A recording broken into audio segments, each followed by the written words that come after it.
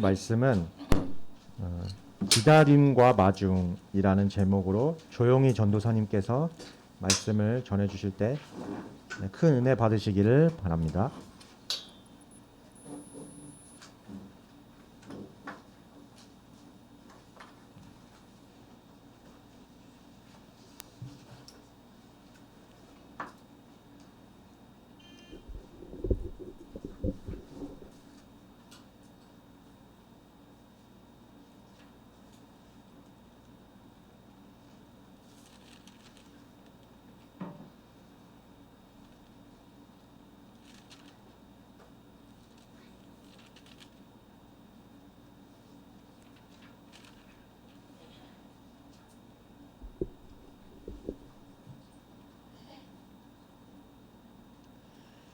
네가 오후 4시에 온다면 나는 3시부터 설렐 거야. 4시가 가까워 올수록 점점 더 행복해지겠지? 네, 생텍쥐베리의 어린 왕자에 나오는 여우가 어린 왕자에게 한 말입니다. 여러분, 누군가를 간절히 기다려 본 적이 있나요? 그런 분들은 아마 여우의 말에 깊이 공감하며 고개를 끄덕일 것입니다.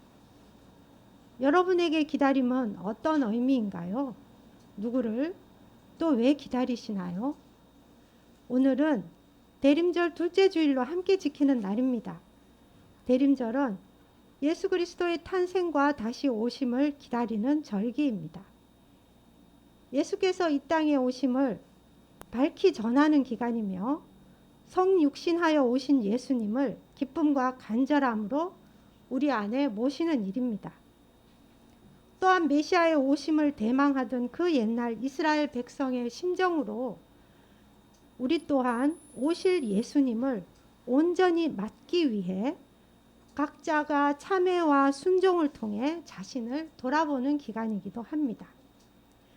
오늘 성경 속 내용도 이 간절한 기다림과 마중에 대한 이야기입니다. 누가복음 1장 또 2장에는 3개의 창가가 나옵니다. 첫 번째 마리아의 창가 1장 46절에서 55절, 두 번째 사가랴의 창가 1장 68절에서 79절, 세 번째 시므온의 창가 2장 29절에서 32절. 그 가운데 오늘은 두 번째 사가랴의 창가에 대해서 함께 나누어 보고자 합니다. 세례 요한의 아버지 제사장 사가랴는 아들을 낳을 것이라는 천사의 말을 처음에 믿지 않았습니다. 아내 엘리사벳도 자신도 너무 나이 들어 불가능한 일이라 여겼기 때문입니다. 그 때문에 하나님으로부터 말을 할 수 없는 징계를 받았습니다. 그러나 엘리사벳은 임신하였고 풀려서 그 아들이 출생하여 하나님의 명령대로 요한이라고 이름 짓는 그 순간에 그 징계가 풀려서 다시 말을 하게 됩니다. 이때 부른 노래가 사가랴의 창가입니다. 징계에서 풀려나 다른 말을 하기에 앞서 부른 노래라는 점에서 그의 한 차원 높아진 신앙을 보여주는 동시에 언약에 근거한 하나님 구원의 은총을 노래하고 있다는 점에서 큰 의미가 있습니다.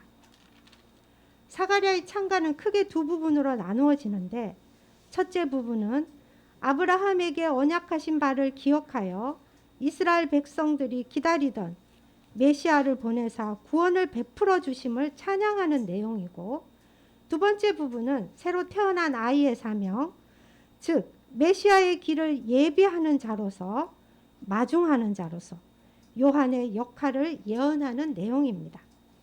이제 사가랴의 창가를 좀 더 자세히 들여다보면서 함께 우리 주님 이 땅에 오심을 찬양하고 다시 오실 주님에 대한 소망을 품는 시간이 되기를 간절히 바랍니다. 첫 번째 사가랴의 창가는 구원자이신 메시아를 보내주신 하나님을 찬송합니다. 68절에서 70절. 주 이스라엘의 하나님은 찬양받으실 분이시다. 그는 자기 백성을 돌보아 속량하시고 우리를 위하여 능력 있는 구원자를 자기의 종 다윗의 집에 일으키셨다. 그의 입은 불신으로 인하여 봉하여졌지만 믿음으로 말미암아 다시 열리게 되었고 제일 먼저 하나님을 찬송하였습니다. 하나님께서 당신의 백성을 돌보시고 속량하시며 백성을 위하여 구원자를 그종 다윗의 집에 일으키셨기 때문입니다. 여기서 돌보다라는 뜻은 방문하다, 주의 깊게 바라보다라는 의미를 지니고 있습니다. 하나님께서 메시아를 보내심으로 자기 백성을 은혜로 돌보심을 가리킵니다. 또한 속량하시고는 대신 값을 지불하고 자유인이 되는 것, 구속을 성취시키다 라는 뜻을 가집니다. 이것은 곧 메시아가 오신 목적, 즉 이스라엘을 죄로부터 자유케 하려는 속량 행위를 가리킵니다. 그리고 능력 있는 구원자로 번역된 이것은 개역개정에는 구원의 뿔로 기록되었는데 뿔은 능력과 왕권을 상징하는 것이니 구원의 뿔은 구원의 능력을 지닌 구원자를 가리킵니다. 곧 인류를 죄와 사망의 압제에서 구원할 메시아를 지칭하는 것입니다. 사가랴가 구원자를 다윗의 집안과 관계시킨 이유는 이 구원자가 오랫동안 기다려온 메시아라는 것이며 성령이 충만함을 입은 엘리사벳이 마리아가 잉태한 아이를 내 주님이라고 1장 43절에 그렇게 고백을 해요. 그런데 고백한 그 아이가 바로 메시아임을 밝히는 것입니다. 구약 성경에는 예수께서 다윗의 가문에서 나올 것이라는 예언을 여러 곳에서 하고 있습니다. 이사야 11장 1절에서 5절에 이새의 줄기에서 한 싹이 나며 그 뿌리에서 한 가지가 나서 결실할 것이요 그의 위에 여호와의 영 곧 지혜와 총명의 영이요 모략과 재능의 영이요 지식과 여호와를 경외하는 것 영이 강림하리니. 예레미야 23장 5절 6절에도 보라 때가 이르니니 내가 다윗에게 한 의로운 가지를 일으킬 것이라.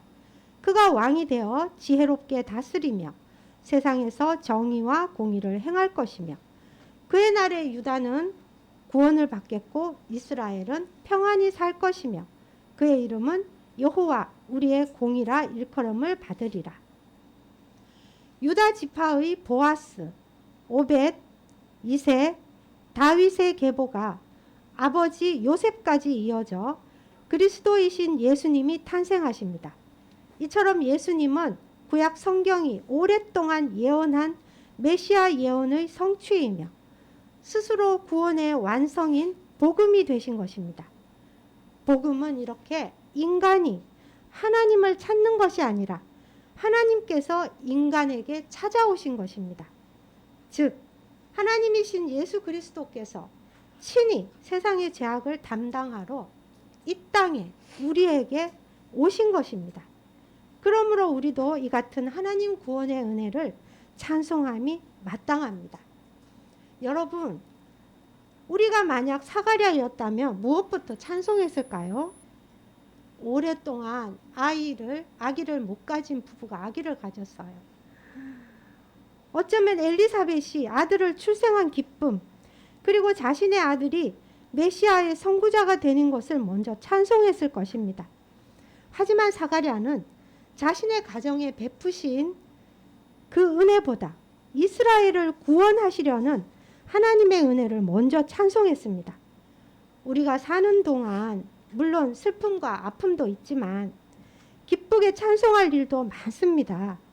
엘리사벳처럼 기적적으로 자녀를 갖게 되고 취직하고 승진을 하고 진학을 하고 사업이 번창하고 큰 병에서 낫는 등 감사 찬송할 이유들은 참으로 많습니다.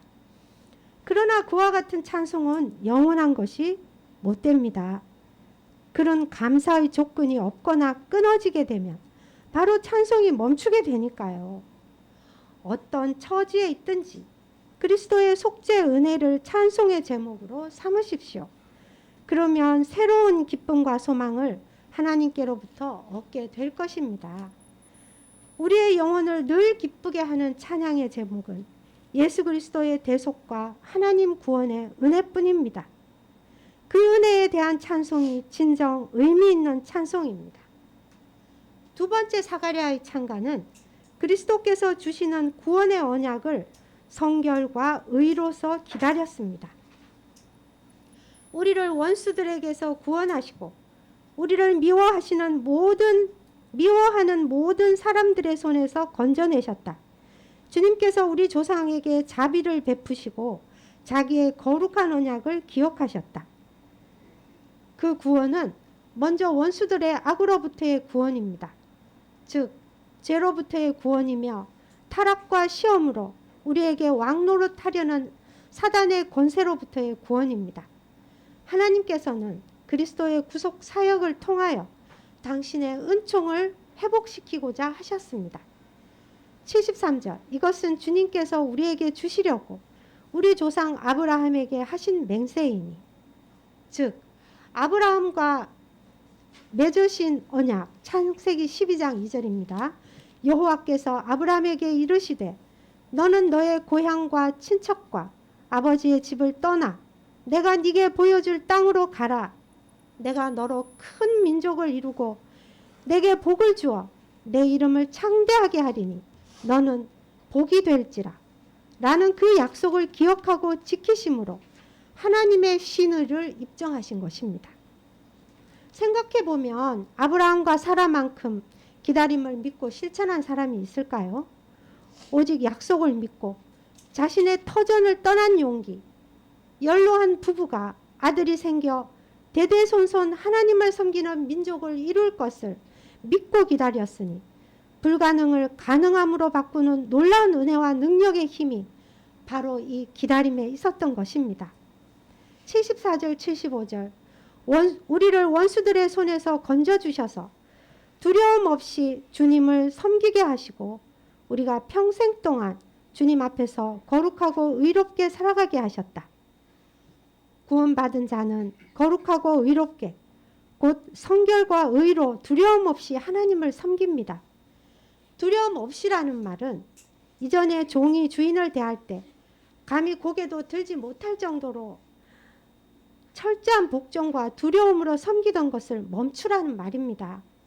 이제 두려움과 놀람이 없이 섬기라니 얼마나 엄청난 은혜입니까?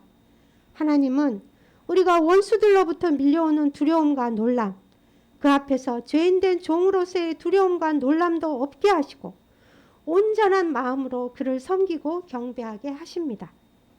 여기서 거룩은 성결, 경건을 의미하며 구원받은 자가 하나님 앞에 항상 깨끗하고 경건한 모습으로 살아야 한다는 것입니다. 하나님의 백성으로서 하나님과 올바른 관계를 유지함으로써 하나님 앞에 거룩하다 인정됨을 받는 것입니다.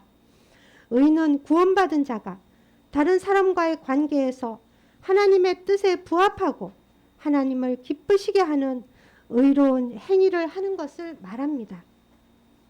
여러분, 우리가 거룩하신 하나님을 섬기고 교제하려면 성결한 의인이 되어야 합니다. 거룩과 의는 하나님과 사람에 대한 그리스도인의 의무를 압축해서 보여주는 말입니다. 모든 사람이 죄를 범하였음에 하나님의 영광에 이르지 못하더니 그리스도 예수 안에 있는 구속으로 말미암아 하나님의 은혜로 값없이 의롭다 하심을 얻은 자 되었느니라. 로마서 3장 23절 24절 말씀입니다. 그리스도께서는 우리에게 완전한 구원을 허락하셨습니다. 거룩과 의는 하나님의 백성이 장차 하늘나라에서 누릴 축복일 뿐만 아니라 이 땅에서 우리가 마땅히 행할 책임이기도 합니다. 그러므로 우리는 마땅히 삶 속에서 이 성결과 의를 이루도록 힘써야 합니다. 세 번째, 요한이 메시아의 길을 예비하는 것, 마중하는 것을 사가랴의 찬가가 예언하였습니다. 76절 77절 아가야 너는 더없이 높으신 분의 예언자라 불릴 것이니 주님보다 앞서가서 그의 길을 예비하고 죄사함을 받아서 구원을 얻는 지식을 그의 백성에게 가르쳐 줄 것이다. 아들 요한이 지극히 높으신 이의 예언자라 불린다는 이 고백은 사가랴가 자기의 아들이 마리아의 아들보다 높지 않다는 것을 시인한 것일 뿐만 아니라 지극히 높으신 이의 예언자가 되어 주 예수의 길을 예비하는 자가 될 것을 예언한 것입니다. 요한은 더 없이 높으신 이의 예언자인 반면에 우리 예수님께서는 더 없이 높으신 이의 아들이십니다. 요한의 역할은 1장 17절에 나오는 바와 같이 그는 또한 엘리야의 심령과 능력을 가지고 주님보다 앞서 와서 부모의 마음을 자녀에게로 돌아오게 하고 거역하는 자들을 의인의 지혜의 길로 돌아서게 해서 주님을 맞이할 준비가 된 백성을 마련하는 것이라고 기록하고 있습니다. 주님을 맞이할 준비가 된 백성을 마련하는 것입니다. 여러분, 사가랴는 아들 요한이 백성에게 그들의 죄를 지적하고 회개를 촉구하여 그들을 구원으로 인도할 것을 예언했습니다. 죄사함을 받아서 구원을 얻는 지식에서 볼 수 있듯이 죄사함은 하나님의 자비하심으로 인한 것입니다. 로마서 10장 9절 너희는 그 은혜에 의하여 믿음으로 말미암아 구원을 받았으니 이것은 너희에게서 난 것이 아니요 하나님의 선물이라.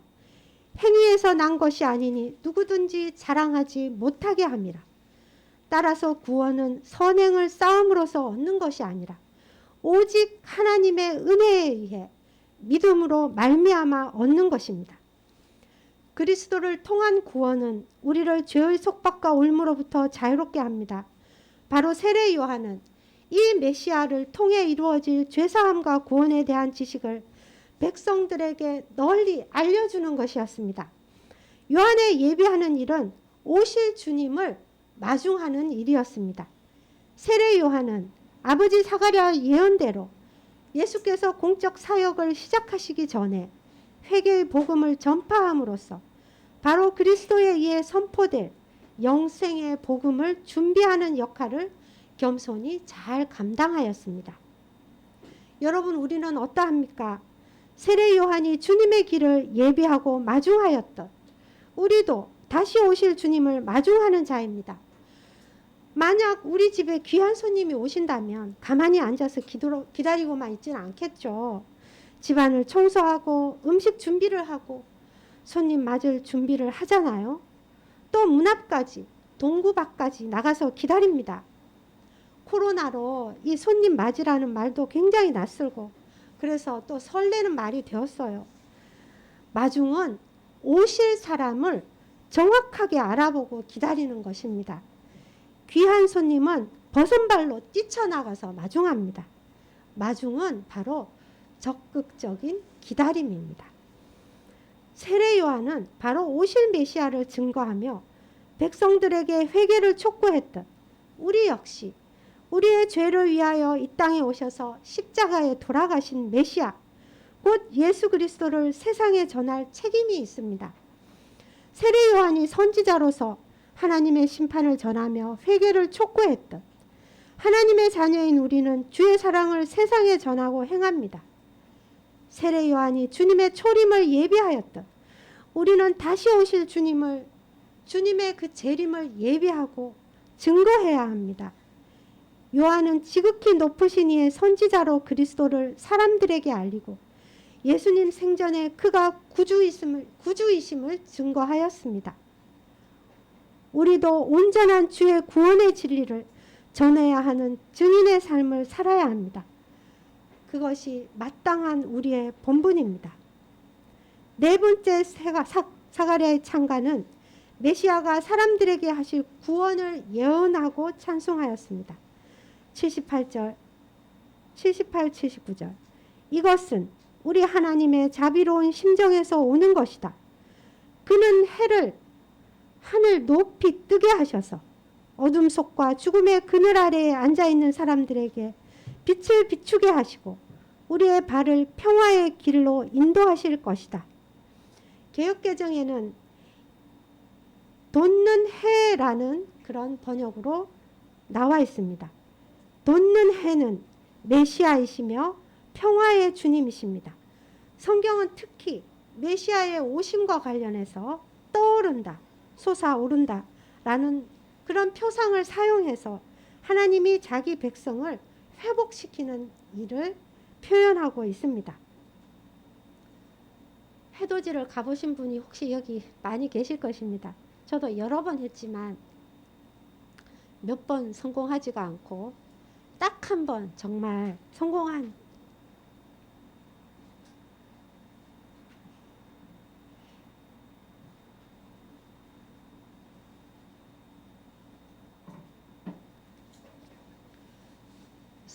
해돋이를 본 적이 있는데요. 칠흑 같은 어둠을 헤치고 찬란하게 떠오르는 태양을 보신 적이 있으신가요? 얼마나 장엄하고 감동적입니까? 메시아로 오신 예수님의 모습이 바로 그러합니다. 어둠과 죽음의 그늘에 앉은 자처럼 아무런 도움도 받지 못한 채 절망과 공포, 두려움과 탄식 속에 있는 모든 인류에게 오셨습니다. 그는 죄의 권세로 물들어버린 흑암의 세상에 구원의 찬란한 빛을 비추어 그를 믿는 자에게 더 이상 어둠 속에 헤매지 않는 놀라운 은혜를 주시려고 이 땅에 오셨습니다. 이사야 9장 2절 흑암에 행하던 백성이 큰 빛을 보고 사망의 그늘진 땅에 거주하던 자에게 빛이 비치도다. 이처럼 그리스도께서 허물과 죄로 인해 죽은 인간들에게 생명의 빛을 비추사 그를 믿는 자들에게 평화의 길, 곧 구원의 기쁨으로 충만한 삶을 살도록 허락하셨습니다.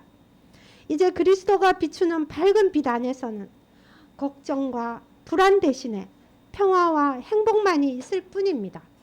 비록 과거에 잘못된 길을 갔을지라도 장차 오실 메시아는 우리를 빛의 길로 인도하여 그 길을 똑바로 갈 수 있도록 도우실 것입니다. 우리가 어려움 당할 때 우리를 긍휼히 여기시고 우리의 문제에 귀 기울이시고 해결하시며 평화의 길로 인도하십니다. 평화는 누가복음에서 중요한 용어입니다. 이 말은 메시아의 오심과 연결된 모든 축복을 뜻하는 말로 하나님과 인간 사이의 바른 관계의 회복이며 죄사함을 통한 마음의 평화와 아울러 하나님의 최종적인 구원 역사를 통해 이루어진 우주적인 회복을 가리킵니다. 탄생하실 때 천군 천사들의 찬송 우리 아시죠? 지극히 높은 곳에서는 하나님께 영광이요 땅에서는 하나님이 기뻐하신 사람들 중에 평화로다. 시므온이 성전에 온 아기 예수님을 찬송할 때도 예수님의 발에 향유를 부은 여인을 향해서도 평안하라고 하셨고 싸움 전에 평화와 화친을 선언하라고 가르치셨으며 예수님 예루살렘 입성 때 백성들이 외친 말 호산나 찬송하리로다 주의 이름으로 오시는 왕이여 하늘에는 가장 높은 곳에서는 평화여 하늘에는 평화여 가장 높은 곳에서는 영광이로다. 예수님께서 부활하신 후 11 제자에게 친히 나타나셔서 하신 말씀도 너희에게 평화가 있을지어다 였습니다. 평화는 전쟁이나 투쟁에 반대되는 개념으로서의 평화, 하나님과 인간 사이의 바른 관계의 회복을 뜻하는 화목, 심령의 평화 등 다양한 의미가 있습니다. 여기서는 메시아와 관련한 평화이고 그 평화는 이 세상이 줄 수 있는 그 어떤 평화와도 비교할 수 없는 완전하고 영구적인 것입니다. 예수님도 요한복음 14장 27절에 세상이 주는 것과 같지 않은 영속적이고 완전한 평안을 성도들에게 끼치노라고 말씀하셨습니다. 평화를 말하니 참 많은 생각이 듭니다. 가족 안에서의 갈등, 층간 소음으로 이웃 간 다툼부터 먼 나라 전쟁의 소식까지 예수님은 평화를 가져오시고 정의와 공의를 행하십니다. 평화는 고요한 상태로 멀리 따로 뚝 떨어진 것이 아니라 갈등과 분쟁 그 한복판에 있습니다. 지금도 울려 퍼지는 저 먼 나라에서 들려오는 전쟁의 포성 속에서 굶주린 아이들의 그 눈망울 속에서 지금 내가 처한 이 말할 수 없는 고통의 한가운데 평화의 주님이 계십니다. 그러니 우리가 그 다툼과 갈등과 분쟁과 고통의 소용돌이 속에 있어야 합니다. 그곳에 예수님과 더불어 우리 자신이 평화로 살아내야 합니다. 코로나로 일상이 멈추고 사람들은 집에 머물렀습니다. 자칫 이 멈춤이 의기소침함과 망설임과 두려움만으로 끝나서는 안 될 것입니다. 이웃을 세심히 살피고 평화를 이루고 구원의 복음을 드러낼 소중한 기회인 것입니다. 이렇게 사가랴의 창가는 구원자이신 메시아를 보내주신 하나님을 찬송하였습니다. 그리스도께서 주시는 구원의 언약을 성결과 의로서 기다렸습니다. 요한이 메시아를 위해 앞서가는 예비하는 자가 될 것을 예언하였습니다. 메시아가 사람들에게 하실 구원과 평화를 찬송하였습니다. 사가랴의 창가는 메시아의 오심과 그를 보내신 하나님을 찬양하는 것, 그것을 떨림과 설렘으로 대망하는 기다림에 대한 것입니다.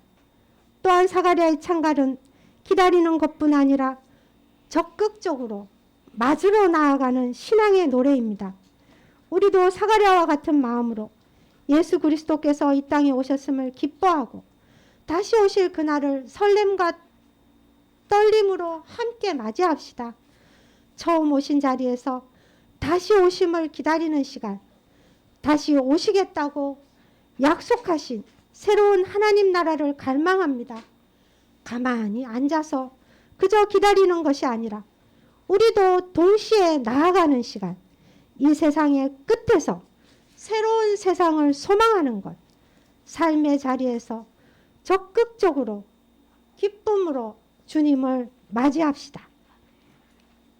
기다림과 마중에 대한 영화를 한 편 잠깐 소개하겠습니다. 장예모 감독의 5일의 마중입니다. 중국의 문화 대혁명 시기 남편 루가 정치범으로 감옥에 가고 애타게 기다리던 아내 펑완이는 공리입니다. 수십 년 뒤 남편이 해방되어 5일에 집에 돌아간다는 편지를 받습니다.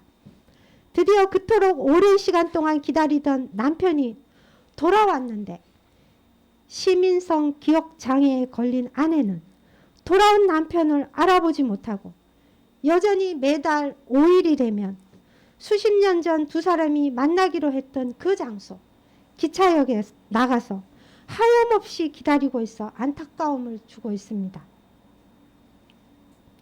문화 대혁명 시기 정치적 소용돌이에서 파괴된 한 가정을 통해 역사적 아픔을 잘 그렸다고 하는 이 영화는 그런 의미 외에도 그리스도인인 우리에게는 또 다른 울림을 줍니다. 기다림에 대해, 마중에 대해 다른 생각을 하게 한 영화입니다. 몇 번이고 영화를 볼 때마다 눈물바람을 이룹니다. 그 숭고한 사랑에 그저 감동하고 공감하고 또 먹먹합니다.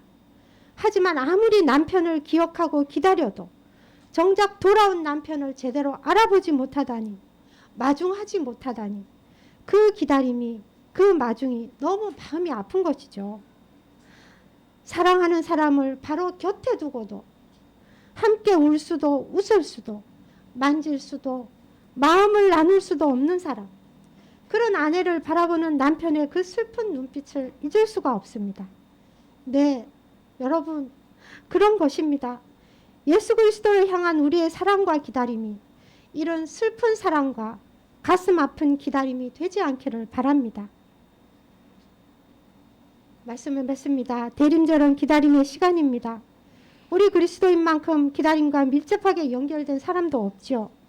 믿음의 선조들은 모두 약속하신 구세주가 이 세상에 오시길 고대하였고 우리 또한 다시 오실 주님을 고대하며 사는 사람들입니다. 기다림은 하나님께서 세상을 변화시키는 가장 놀라운 방식입니다. 기다림은 설렘과 기대뿐 아니라 떨림과 큰 고통의 시간도 동반합니다. 그럼에도 묵묵히 인내하며 자기 삶의 자리에서 오실 그 사람을 기다리는 그 정성은 마침내 우리가 그토록 고대하던 그분을 만나 기쁨의 포옹으로 화답할 것입니다. 대림절은 마중의 시간입니다. 사가랴의 찬송을 함께 부르며 구주 예수님의 탄생을 기뻐하며 다시 오실 주님을 소망 가운데 기다립시다. 단지 2000년 전에 이 땅에 오신 예수님을 축하하는 것을 넘어 메시아를 갈망하던 수많은 사람의 고백과 소망 속으로 우리도 뛰어들어 우리에게 왜 그리스도는 오셔야 하는지를 고민하고 질문합시다. 오늘 우리의 삶의 자리로 연결하여 성실과 진실로 살아가는 우리 모두가 되기를 간절히 소망합니다. 기도하겠습니다. 하나님, 믿음의 선조들이 고대했던 그 메시아, 2000년 전에 이 땅에 오신 예수님을 전심을 다해 기쁨으로 환영합니다. 하나님의 구원과 예수님 대속의 은혜에 감사한 사가랴의 고백과 찬송이 오늘 우리의 노래가 되게 하옵소서. 또한 온 삶을 들여 주님의 길을 예비하고 마중한 세례 요한의 길을 우리도 기꺼이 나서게 하옵소서. 우리의 구원, 삶의 목적, 소망이신 주님을 다시 기다리며 마중합니다. 아멘. 주 예수님 오시옵소서. 그리하여 우리를 구원하옵소서. 예수님 이름으로 기도합니다. 아멘.